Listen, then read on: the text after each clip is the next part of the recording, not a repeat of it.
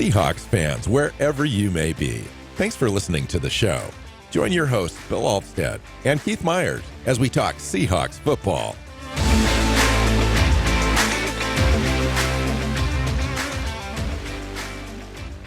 Hey, Seahawks fans. Welcome back to another episode of the Seahawks Playbook podcast. I'm your host, Bill Alvstad, sitting down with co-host Keith Myers, here to talk Seahawks football. And we're going to talk coaches today. As everyone knows by now, Pete Carroll was released or reached a mutual departure from the Seattle Seahawks this week. And while we are still kind of mourning that loss and working through that and learning more about why the decision was made, in fact, the decision was made, and so we need to move on. One of the things that's going to rapidly happen is John Schneider is going to pick a new coach. John Schneider has kind of moved up the pecking order in the Seahawks organization, taking on probably the VP of football operations role that Pete had, and will now be responsible for moving this franchise forward, and which I think is a great opportunity for John. He's earned it.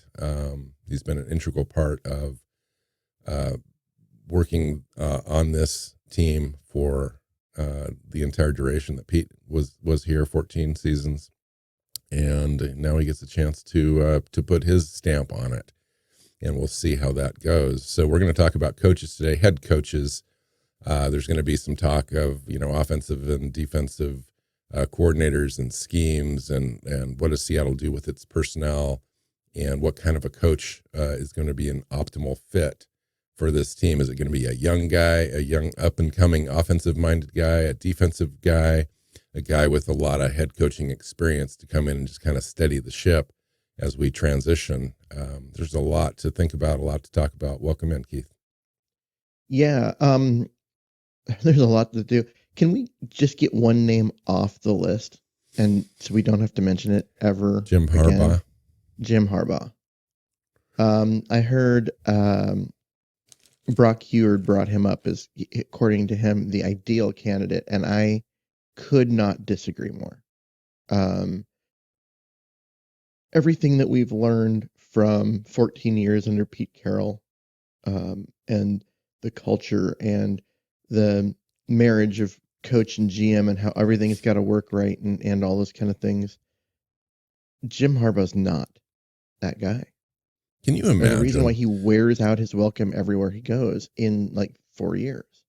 Can you imagine the Seahawks deliberately cutting loose from Pete Carroll and transitioning to his arch rival Jim Harbaugh? Yeah. How that would kind of go over with the fan base. Now, granted, Jim has a history of winning 3 straight NFC championships with the 49ers, just won a championship in college football.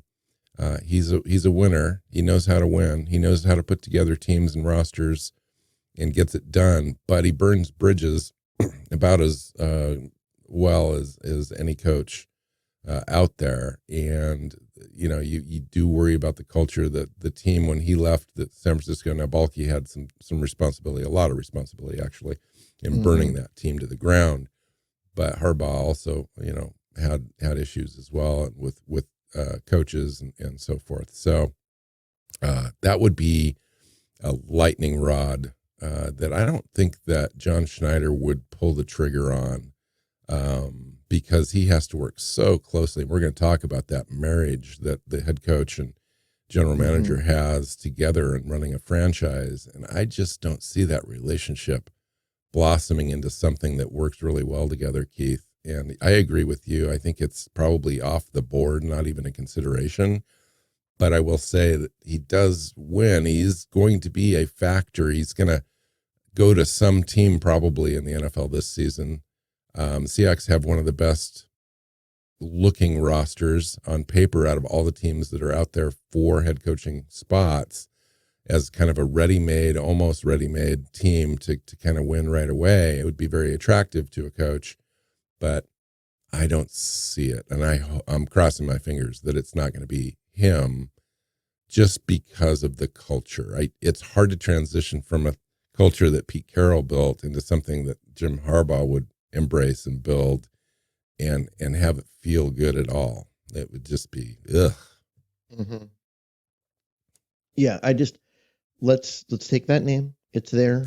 People brought it up. I think he stays at Michigan. I think that he doesn't walk away from Ann Arbor when he is celebrating a national championship. And this is the season of pay raises, right? So mm-hmm. all these coaches, we just saw DeBoer move from Washington to Alabama and take that big coaching job. Dan Lanning decided to stay at Oregon, probably is going to get a pay raise out of that. We've seen the different coaches back out of this Alabama thing or use the Alabama job as a reason to get more money out of their existing institutions. And he may well do the same thing, use the opportunity in the NFL to squeeze a little bit more out of Michigan. We'll see how that goes. Yeah. So I would say that's likely.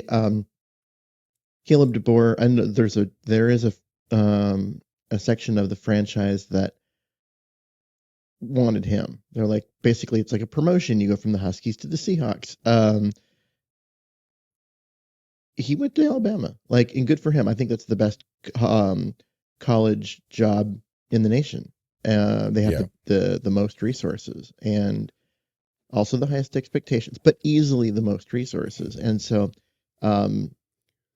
it sucks for University of Washington. It does. They've got to figure that out. But that is a name off the list for Seahawk fans. Not that I would think that he would have ever been in consideration, but let's start with kind of the comments that Pete made during his exit press conference about John Snyder and the marriage. That's what he called it. He's like, he even said we got married. When they hired John, it was, yep, we're getting married. Let's do this. And for 14 years they worked together, and they worked together really well. And they disagreed and whatever, but they found common ground, and they always knew the other one had their back, even when they were fighting over players and salary cap and whatnot. To win in the NFL, you have to have that. I really believe you have to. You look at what the 49ers have done.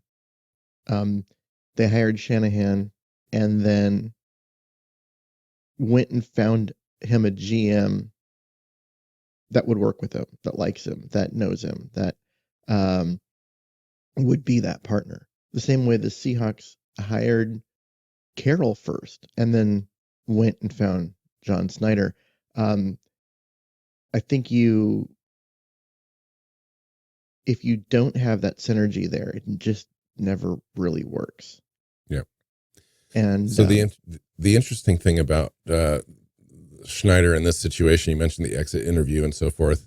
This is really the only reason why we have any hint at all as how the organization is going to move forward with John, because Pete kind of spelled it out a little bit, saying that, this is now John's shot. He's going to have an opportunity to call all the shots, etc., which points to a larger role for him. And he isn't going anywhere. So, when everyone thought that maybe this was kind of a package deal, when Pete went, John would go as well. That's not the case. John's going to get a chance to run his own franchise now without interference. However, there are certain coaches on our list that we can talk about that will also demand a say in their personnel and have an influence on draft day and so forth. So we'll see how that goes. It's going to be a really interesting and important decision for John. And it's his first real big decision, sitting out on his own on an island. And he's going to want to try to knock this thing out of the park for sure. So it'll be very interesting. But you're right. They work hand in hand, and that's why it's easy to dismiss the Harbaugh situation. I think a younger GM or having Harbaugh come in before you hire a GM is the way that situation would end up going, because John's going to have say on almost everything, and then he'd just have a figurehead at the GM spot, I would think. Well, I don't think it would be a figure. If you could consider John Snyder a figurehead at the GM spot in Seattle, but I do think if you're going to make the John Harbaugh situation work, that's what you have to do. You got to hire him, and then have him involved in hiring a general manager that relationship won't sour, right? Because they're guys Right. that they've worked together and they know each other and they know how to all of that. If you don't have that, I think Harbaugh is just going to end up as a disaster. I mean, it'll be great for 4 years and then it'll be a disaster. Because of all of this, it does sound like one of the top coaching candidates is probably already off the market. And that's with Washington and what's going on there. So you brought it to my attention. So I'm going to let you lay it out. Yeah, so we're talking about Ben Johnson. So one of the young guys that's up and coming in the league. He's only, 37, I think, right now, years old. The offensive coordinator for the Detroit Lions. Big name out there as far as teams looking for innovation and somebody that's offensive minded to lead their team, but doesn't have the head coaching experience. In fact, very little experience as far as, just even position coach in the NFL. He was a tight ends coach before he was an offensive coordinator the last 2 seasons. He's done an amazing job with the Lions, gone from almost dead last in offensive EPA and points scored and so forth in the NFL before he started to now the Lions are 5th in the NFL overall on total offense. And he's a big part of that, as we know. And he's made Jared Goff made Jared Goff who he is, look good. Right. And so this is definitely a name that we've talked about and we've kind of been intrigued about. And I know that there are others, specifically like Rob Staten is kind of advocating for this type of a move for Seattle. It's kind of go young, go first timer, go broke. And I'm not sure I'm in that camp. But we can talk about this name just a little bit in that the Washington Commanders just hired a general manager, the assistant GM, Adam Peters, I believe is his last name, from the 49ers. He was their assistant general manager under Lynch and very coveted guy. I think that was probably the hire of the season. They really knocked it out of the park with that GM selection right there. But he's got a relationship with Ben Johnson. In fact, they've had talks, according to reports, and I don't have the name, but I think it was like not Schefter, but I thought it was Daniel Jeremiah. Maybe Daniel Jeremiah reported that these two have been in talks to be kind of a tandem wherever they land, wherever they went, and work together in a general manager coaching partnership. And so the feeling now is that Johnson may well be off the market and take that Washington Commanders job if it becomes available to him. And that would mean that he wouldn't be an option to begin with. And so that's something to think about and to watch. If everyone's out there thinking maybe Ben Johnson would be an option, that's something that might not be available to us to work with. So we'll have to just kind of see. But he would be an intriguing option if John Schneider decided to go with a young, unproven guy that could spark this offense. We've got a lot of offensive tools, a lot of playmakers on that side of the ball, and it would make a lot of sense to have a head coach like that. But you'd have to have considerations on what you would do on the defensive side. Maybe you can talk about that a little bit. Yeah. Well, I mean, that's when you go with the super young route with coaches. I mean, Sean McVay is obviously the poster. That's what everyone is hoping to replicate. Is he was hired at like 31, and yeah. and turned out to be one of the best coaches in the NFL fairly quickly, and learned on the job, learned quickly, but also did a great job while learning. And he's maintained a high level of just excellence as a coach, even though his roster has come and gone and currently is and that was probably not where he wants it to be. Not he his still issue. made the playoffs. Seahawks didn't. So But the first thing that Sean McVay did when he was hired was hire oh my God, we Defensive have coordinator. yeah, I I can't can't even picture remember his his name. face. Why is the name gone? Um, An older established defensive coordinator, though. Wade Phillips. There we go. Wade Uh, Phillips. Yeah. Wade a guy that Phillips. had head coaching experience, um, very established, older guy, fiery personality. I hired him as defensive coordinator / assistant head coach, and so you got the leadership and the experience and the defensive know-how um, to match with the youth and genius on the offensive side. And yeah, you're giving. It's just you have to have that kind of thing with a young coach. I honestly think so. Um, and the guy that's come up is as a name that people are talking about as a potential head coaching candidate, but I think is a great fit in terms of that defensive role is Jim Schwartz.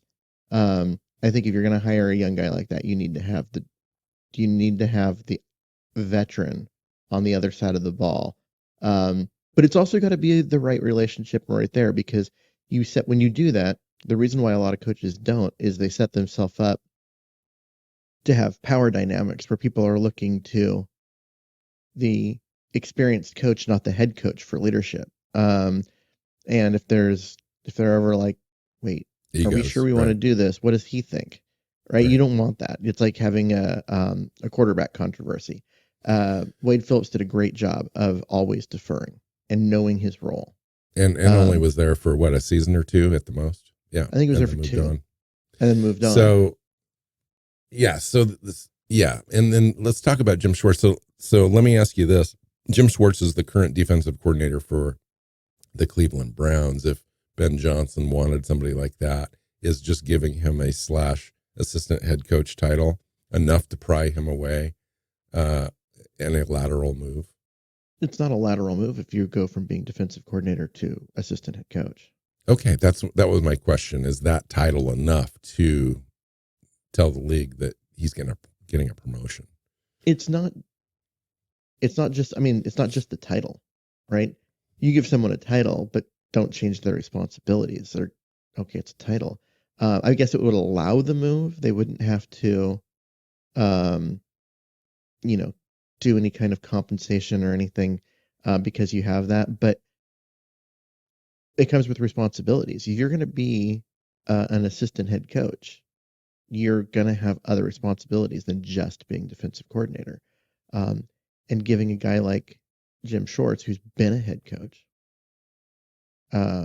those responsibilities isn't a bad idea, especially if you've got a really young guy taking over the reins So of the franchise. so let's talk about another young guy, and then let's circle back to Jim Schwartz as maybe an option at the HC spot, along with some of the other more experienced guys.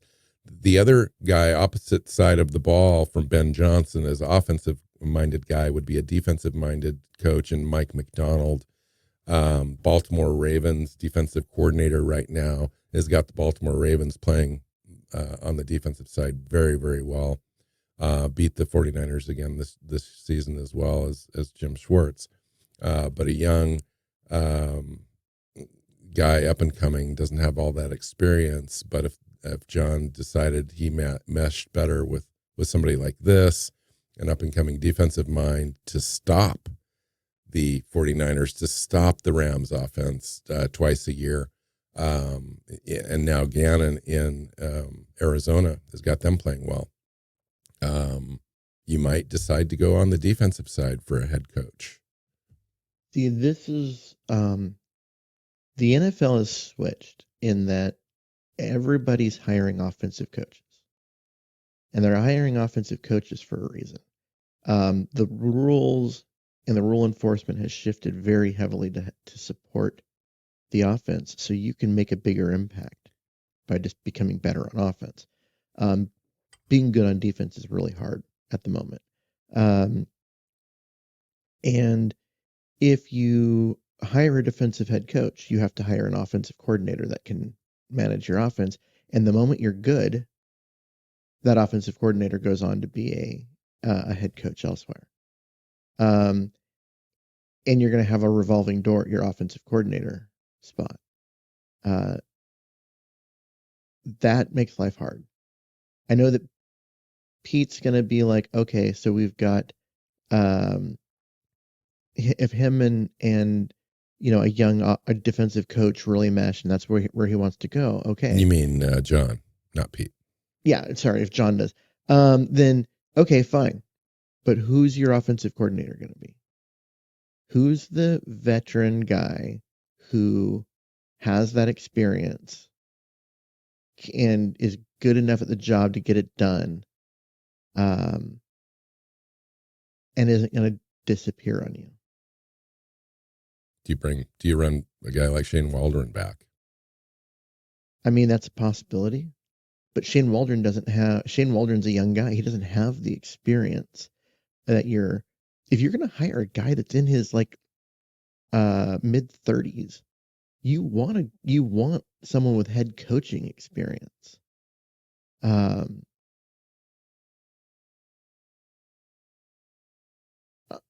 the other side of the ball. I mean, I just think that's what it takes. And so, I mean, maybe or you a go tremendous or a really nice resume, yeah, deeper experience, or maybe that deeper experience, but at the college level or something like that. The issue though is unless you're unemployed right now, you're in an existing offensive coordinator spot in the NFL. Mm-hmm. You're not available, unless you give them that HC title, which is, can get wishy-washy. To me, my opinion is I agree with everything you're saying, except for maybe that assistant head coaching title. When you bring in a new coach, it can get a little squishy. It did work for McVay, but it worked with McVay because of the people involved. And that's, you had the right people. So you can't just bring in anyone. It's got to be that perfect, like the general manager, head coach. It's got to be that perfect marriage. If you're going to have that fiery defensive coach as your head coach, who's only in his mid 30s, who's the offensive guy that's going to come in, that's available, that's good enough at the job to help you win, but isn't already a head coach or about to become one? In this league, it's really hard right now because if you're good as an offensive coordinator, you get a head coaching job.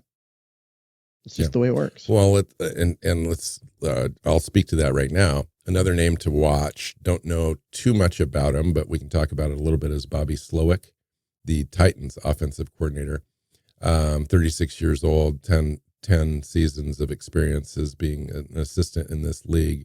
Worked under Kyle Shanahan both in Washington and San Francisco as well. Helped most recently in Houston as the helping CJ Stroud out. And so he's with DeMeco Ryans right now. He could stay there in Houston, but there's talk around the league of him at least going through an interview process this offseason as a head coaching opportunity. So it's just a name. I don't think he's going to be ready to go. It's just somebody, I mean, if you come out of left field, and that's why we're going to be talking about all these guys, is that there is that possibility that John goes left field on us and picks somebody that we just don't even know at this point. It wouldn't shock me. It wouldn't shock me either. Slowick's actually a decent name in that, yeah, he has, he's worked in a few places. He's seen different cultures, different teams, different organizations. And recently with the Texans, where he CJ Stroud was already a great prospect, but he got a lot out of a rookie prospect. He was able to adapt to the talents of his player and find ways to get the most out of guys. And Seattle's got a lot of offensive talent, and then finding ways to get the most out of that talent is certainly a skill set that Seattle needs to be looking for this offseason. Interesting name. I think it's hard that when you're that young. to step in and be that leader. Especially on a team that's got a decent roster, but noticeably doesn't have leadership on the roster. So I'm going to go through a few names just kind of quickly. I'm going to mention the other teams with head coaching opportunities in the NFL and what those teams have requested, just to see if there's any names in here that we're interested in. Carolina has requested interviews with the Lions offensive coordinator Brian Johnson and the Ravens OC Todd Monken. Tennessee Titans are interested in Jim Harbaugh, and apparently Bill Belichick is not on the Titans list. They've also requested interviews with Mike McDonald, the DC we just talked about, the Giants offensive coordinator Mike Kafka, and Raiders interim coach Antonio Pierce, as well as Lions defensive coordinator Aaron Glenn. They seem to be the most active so far in at least requesting. That one's surprising to me. The DC Aaron Glenn? No, Kafka, offensive coordinator for the Giants. Did anybody watch the Giants offense the last couple of years? Well, their offensive line was horrendous, as you know. Their entire offense was horrendous. You think? Yes. It was bad. Their defense was bad too. It was just a bad team. That the offensive game plan was handed off to Saquon and pray. I don't understand why he's getting head coaching looks at this point. Los Angeles Raiders, no reports yet. Chargers requested interview with Ravens offensive coordinator Todd Monken. So that's the second time I've heard that name. Rams DC Raheem Morris will interview Bills former defensive coordinator Leslie Frazier. He's been around for a while. Atlanta Falcons requested interviews with Brian Callahan, the Bengals offensive coordinator. Rams defensive coordinator Raheem Morris. Panthers defensive coordinator Evero, and 49ers defensive coordinator Steve Wilks. That's another name that we Steve Wilks is another name. Bit. He got one season in Arizona, went 3-13 with an awful roster. An awful roster. And then got let go so they could hire a guy who had just been fired at the college level and was about to go be a college OC. But he's got a little bit of experience. He knows some stuff. He's been with the 49ers, which is a well-run organization at the moment. Yes. So let's face it, he did a great job with that defense. And he knows the 49ers. I mean, that would be an advantage. Mm-hmm. Anything you can do for the 49ers. We talked about the Commanders a little bit. What's that? Leslie Frazier's name came up a little bit. He has a dubious connection to the Seahawks, if you'll remember. He was the guy that Seahawk representatives flew in, met with at an airport for a few minutes, and called it an interview so that way they could avoid Rooney Rule violations when they hired Pete Carroll. Wow. Wow. I forgot that, but that is true. That's nuts. Okay. And the last one I want to talk about is New England. Vrabel from Tennessee that they let go was going to be their number one candidate, won 3 Super Bowls with them, but they ended up hiring linebackers coach Gerard Mayo, former number 1 pick for them, won also some Super Bowls, not 24 hours after they let go of Bill Belichick, which was a shocker to me. But which means Patriots are off the board. Yeah, they knew that decision was made already before they let go of Belichick. They already had that in place. They were like, in fact, Kraft came out earlier this year and said that Mayo would be a fine head coach. At some point, he's going to get an opportunity, and sure enough, that's where it was. So, okay, so there's a couple names floating around beyond Wilkes as experienced guys, head coaches in the past, or prominent coordinators now that could be promoted. At the top of the list, well, there's a couple of guys. Vrabel, we just talked about. We can talk about that a little bit, as well as Dan Quinn. We had talked about on our previous show as being the leading candidate. Nothing's really moved off of that, I don't think, for Seattle. There's no news coming out of Seattle, which tells me that they seem to have something already going. But Yeah, we'll find out. the thing is that the Seahawks can't officially talk to Dan Quinn for another. Unless I they think it's another. request. Is They it can make they a can't do request, it but this week? they have another week. They have to wait another week because of playoff rules, right? With coaches or assistant coaches and playoff teams. So they have to wait. Maybe it's 2 weeks. But it's the fact that nothing is happening in Seattle. They haven't made requests. No one's been in town. Man, that makes me think it's Quinn. I've also I've I've read through I read through this morning like 10 different um media like things basically predicting where people would go, Mm-hmm. and 10 for 10 Dan Quinn to Seattle. Yeah, it's Schefter said it's pretty much almost a done deal. There's a couple of things, where it's like you might as well just pencil this thing in, not in pen, but in pencil, and so, yeah.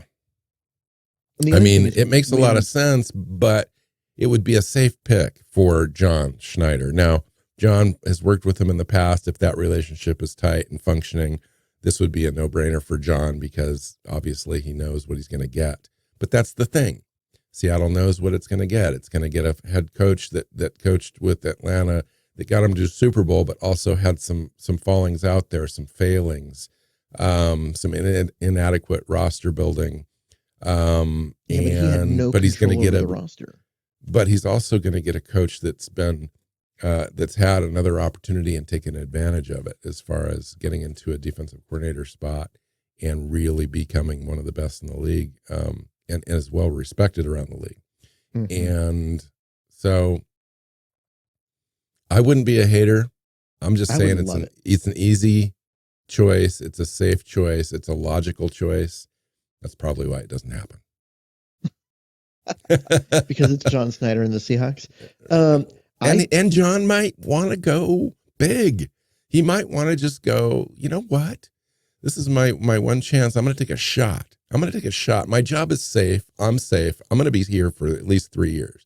I'm going to take a shot on a guy that can compete with Shanahan, that can compete down there with the Rams, that can compete with Gannon in Arizona, that's got an up and coming roster.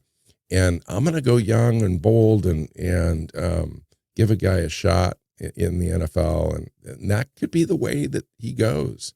I'm just saying it could be. Now, I would put money, if I had money, I would put money on Dan Quinn because Dan it's Quinn's like the guy who makes the 75%. most sense.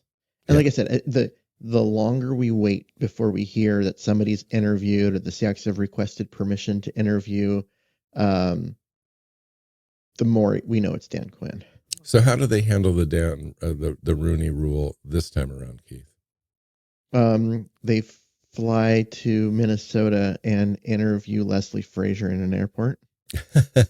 or have Clint Hurt in for coffee. Yeah. Yeah. I mean, that comes down to it. I don't want a kid, or I feel like I'm being a little flippant, and I don't want to do that because I do respect this rule and the opportunities that need to be generated for minority candidates in the NFL. I think it's important, even though based on the amount of jobs that are out there now, maybe it's slightly outdated as far as just being as a policy. But sometimes I wonder about that because there's still a lot of the NFL that says that it's a retread league. And some of these candidates, maybe even lesser candidates, still get handed jobs around the league at times. So to have this rule in place is, I think, important. You just kind of don't want to dismiss it. So well, and I think before, if you want to get into that, the bigger problem. Do I? The bigger problem isn't because this is a major problem, right? The league is, what is it, 78% African American, but there's like typically one or two African American coaches in the league at any one time. Like, it doesn't make a lot of sense. But the problem is the pipeline of getting good coaches ready for head coaching opportunities. How many African American offensive coordinators are there with play calling duties? And why is that? Because they're the ones that are getting head coaching jobs right now. Our offensive coordinator with play, and that was the only reason why Eric Bieniemy left Kansas City, was because in order to get a job, he has to show that he was actually running an offense and not just being a figurehead behind Andy Reid, who called all the plays. So he went to Washington. He went from one of the best organizations in the NFL to one of the worst, just to get that experience and put it on his resume and show that he could do the job before anyone would give him a shot. He's a guy that he's now done that. His name is still going to be out there. Is he actually going to get a head coaching job in this cycle? Bieniemy? Yeah. There's something there, though, without respect to race at all. There's something there to me on him not getting opportunities consistently over the last 5 years, even though he's been one of the top offensive coordinator names out there. At Kansas City predominantly during that time. And you just kind of have to be careful. You have to, you can't just put somebody in, because you've got to go through that process and figure that out. And if there's personality issues or whatever that have kept him from, or leadership qualities that he doesn't, or does or does not have, I don't know. I mean, here I am. Mm-hmm. I live in a box, Keith. I'm in a small world, and I don't know the details, the nuts and bolts of that. But there's probably a reason, that 31 teams have passed. Yeah. So another name of a vet guy that I didn't think about till this morning, but apparently his name's being tossed around. You mentioned earlier when you were just going through the list of people who are interviewing at other places, Raheem Morris. Mm-hmm. Yeah, he failed kind of miserably in Tampa his first time as a head coach. That was also 15 years ago. Really? Yeah. It doesn't feel like it's been that long, but oh my God, it has. It's been 15 years. And he has gone back and, worked his way up other coaching trees and has been a defensive coordinator for multiple teams over that and has done a fantastic job. It's worth thinking about. Because, yeah, we think of guys, and like you mentioned Wilkes. Wilkes was a failed head coach, right? But he got one season with the worst roster in the NFL. Yeah. And D'Amico, if you look at the hire of like D'Amico Ryans from Houston last year, and look what happened this year, they got their quarterback, and boom, that roster went from 3 wins to it being in the playoffs, which is amazing. So it does kind of give you hope for, a defensive minded coach. Another name along with Wilkes, and it would be Brian Flores, the defensive coordinator of the Vikings, has the head coaching experience at Miami. And a lot of folks think that he was pushed out of that position unfairly. And so now he's been kind of paying his dues as a coordinator. He still has 3 pending lawsuits against the NFL owners. Oh, really? Oh, that makes him kind of hard to work with. Yeah. I like him though. I do like him. I like him. I like him as a coach. I think that he got a really raw deal by Miami. Some of the revelations that came out when he after he got fired were disturbing. Yeah. But you almost have to let that play out. You don't want a distraction coming to your team, which is, it is what it is. So, I mean, that's it, Keith. That's really the nuts and bolts of the coaches available. Obviously, they'll choose somebody we didn't talk about. I don't know where that would come from. Maybe the coach college ranks, but there's also some coaches in the college ranks that people have thrown out there. Obviously, Lincoln Riley. That's a USC. That's a name. Yeah, that makes a lot of sense that someone would look his way. Kirby Smart at Georgia is a guy that should garner some attention. Same I with think Lincoln Riley would work well with John Schneider. Brian Kelly, former Notre Dame, current LSU coach, who just got a guy a Heisman Trophy. What? He just really got that job, right, at LSU? How long has it been? A couple years ago, yeah. Yeah. So those are three names that I've seen floated out there as not necessarily connected to Seattle, but connected to NFL jobs from the college ranks. You know what's interesting about all three of them? 0 NFL ties. Not one of them has played or coached in the NFL. They don't know the league in any way. Yeah, that would be difficult. That would really point to you hiring a staff that certainly did. Well, and just you don't know the culture. You don't know what the league is. You don't like there. It's different. I think you need to have been in the NFL, even if it was as a position coach for a couple of years. And then because if you don't even know how the NFL works, just the daily ins and outs, because it's different than in college, and like because you've never seen it. I don't know how you can manage a organization when you don't even know what the daily in and out routine needs to be. Because like I said, it's entirely different than in college. But I did have seen all three of those names floated out there, and someone will give them a shot. But look at what happened when Nick Saban went to the NFL. Probably one of the arguably the greatest college coach of all time, was an absolute failure in the NFL. Yeah, Urban Meyer was an absolute failure. God, Urban Meyer was... You want to talk about absolute failure. Yeah, Urban Meyer was gross. Yeah. So I wanted to talk about Pete for 1 second here to kind of close this thing out. A couple of things. Heard a little bit more about how he was kind of how that transition happened, how the meetings happened, and so forth. He was on Brock and Salt with his last Pete Carroll show, and indicated that he fought hard for his job and for his coaches and for his position, as far as, we're kind of in a reset mode, and this is year 2 of potentially year 3. I've got unfinished business. I'd like to be able to come back. We're close.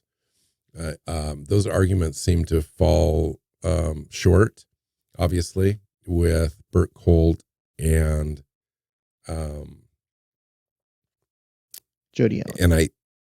And Jody Allen. And I think that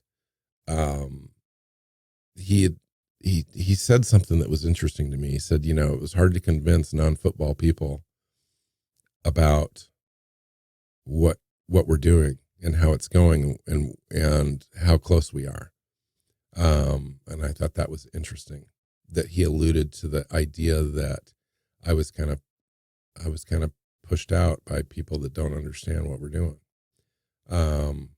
Which, right. And then the opportunity for John was kind of first and foremost on his mind. So it made it sound like John and Jody and Bert kind of forced their hand a little bit to get him out the door. But I also think that if you listen to that and pair it with his exit press conference, it sounded like one of the things that happened was Pete was fighting for his staff, fighting for the jobs of those people because of the fact that they have families and they've relocated their families to Seattle. And so he's like not wanting to trade out guys. But the ownership side of things saw the same thing that everyone else did, that the defensive coaching staff was not good. Yeah, there hasn't been an improvement. We have one playoff win in 7 years. We have, on and on. There's a lot there, obviously. If you're fighting for a guy to keep his job who's really not good at his job, and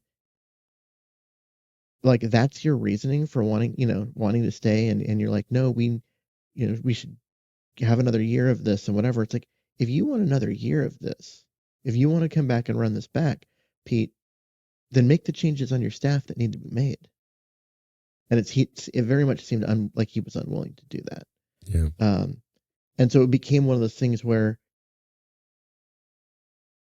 if all the guys are going to be, if all the families are going to be disturbed anyway by him firing them, then yeah, maybe it's time. But there's just yeah. It did ultimately point to the idea that it was time. It's hard. There is no easy time. Last thing I'll say though is I don't know if you saw this, but Pete had a little mini reunion at a restaurant the night of that press conference, and had Sherman and Bobby Wagner and even our own previous quarterback Russell Wilson made an appearance there, and Cam Chancellor and just all sorts of past guys got together to celebrate Pete, really. And I thought that was the coolest thing. It was interesting that Russ flew out kind of unannounced. And just, I mean, it's guys that are still in the league, right? You get what, 8 hours notice, and you're in another city. You got to decide that you're going to do it, figure out, cancel all your plans for the day, and jump on a plane and get there on time. And Russ did. And like, Pete said it was like really cool to have him there. But the story out of it that I loved was, kind of at the end of it where it's wearing down, Pete gets up, and it's time to go, and he gets up to leave and runs into Sherman and Russ talking by the door. And Sherman turns to him and said, "Look what you had to do in order to get us talking again." Right. Yeah. Look what had at to some happen. point, these guys mature, they get out of the league. There's not so much intense pressure all the time. And you remember the special things that you created together were better than anything else. Mm-hmm. And so you drop the anything else, and then you have the special, and that's what remains. And I think that's what that meeting showed. And I was just thinking in my mind, I was kind of postulating into the future about Pete Carroll being inducted into the Hall of Fame and who presents for him. I was thinking everyone presents for him. Everyone that he's ever touched comes up on stage behind him. If Pete had to pick one person, because usually there's one person that's allowed to speak, it's going to be Bobby Wagner. Bobby Wagner. Yeah. And you caught that during his press conference, that I did. He mentioned a lot of guys that were there, that were supportive of him and everything. That kept it all together. Yeah. Yep. And he mentioned Bobby Wagner so many times, more than anybody else, more than everybody else combined. I think that their relationship is special, and that Pete really gets how big of a deal Bobby Wagner has been to the Seahawks, to Coach Carroll's legacy and all of that. I think that I'd be surprised if he picked someone else, which means it's going to be hard to follow Pete Carroll, Keith. I was thinking about that. It's like you want to be the second coach. You want to be the guy that follows Pete Carroll. And that might be a thing. I mean, there's a heavy lift here now with this franchise. I think the one playoff win since 2016 part will give you some leeway if you're the next head coach, as long as you're successful. If you come in and the team, goes like 7-10 next year, okay, any leeway you might have got is gone. So what is let's talk about that just for a brief second. What is the floor? What is the ceiling with this roster as currently constructed, knowing the moves we're going to have to make, plus the draft? We're going to kind of be in the same sort of ish talent-wise. What does the new coach have to work with? And we're going to talk more about this. We're going to have a show on Monday with Dan Viennes where we're going to kind of get into this a little bit. On who that person. Now, on offense, you've got a great trio of wide receivers, 2 really good running backs, some pieces along the offensive line that other teams would love to have that are young, assuming that Abe Lucas gets healthy. There's a lot. There's a lot there. What's missing, because they're of guys that whose contracts are expiring. You can fill in. Those holes aren't huge. Except for maybe quarterback, which is the big deal. But if on offense, there's a lot to work with. On defense, there's lots of stuff to work with, but you're looking at the potential of a completely different scheme, which means different alignments, different I'd love to see the needs. different players in a different scheme, to be completely honest. I'd love to see a different scheme. I'd love to see Dan Quinn come in and really get the most out of the talent that's here, because I think the talent that's here is a better fit for Dan Quinn's scheme than it has been for Clint Hurtt's scheme, and just on matching talent. So do you think that's the way it would work? That's kind of the way it would work, wouldn't it be? If Dan comes in, he's going to want to run his defense. He'd have a different guy running it, which points to maybe who's the other guy that he works with often, the defensive back coach that Seattle had that you love for Chris Richard. Chris Richard comes in as the defensive coordinator. That's possible. I'd be glad to have Chris Richard back. I know he wasn't a very popular defensive coordinator and all of that, but going out to training camp and watching him teach young defensive backs was fun. It was. He obviously knew, and he was a good teacher. Was he a good coordinator? I don't know, but he's like, whatever. He was fun to watch. So I like him. I would love to have him back in Seattle, not because I think he's the best defensive coordinator out there. Because I get to watch him teach during training camp, and that just makes me happy. So interesting. Yeah. Okay. So, and just so everyone knows, we're gonna have a big show on Monday. We're gonna have Dan Bienz in. We're gonna talk about how everything fits together as a puzzle. Everything from coaching to our own free agents, where we're at on the salary cap. What does a new coach that comes into this team inherit as far as a core that he can build around, and then maybe future looking into the draft in the first few picks to see what other players we might have an impact to come in and start right away and so forth. So that'll be a fun show. I hope everyone sticks around and listens to that. Good show, Keith. I mean, there's a lot to think about, a lot to talk about. It's all out of our control and our hands, which is weird. I'm not hearing. I just refreshed my browser again just a couple minutes ago to see if there's anything at all. There's no news, rumors, nothing. Schefter's, all those guys are silent as it pertains to the Seahawks, which tells me that everything is going on in the background right now. Just they're operating in the same mode that they've operated in the last 14 years, which is almost dead silence.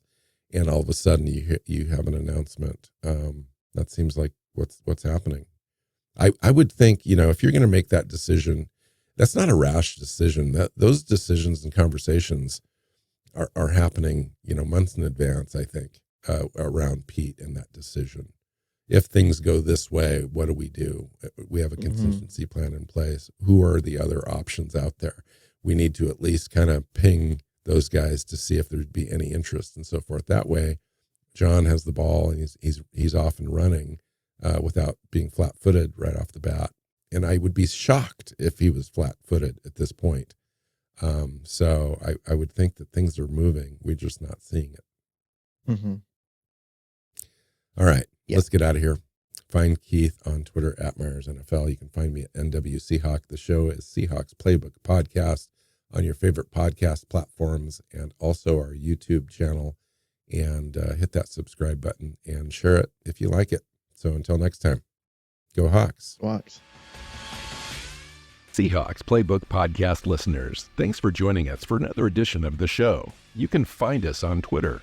Bill is at NW Seahawk. Keith is at Myers NFL. and the show is at Hawks Playbook. You can listen and subscribe to the show at SeahawksPlaybook.com.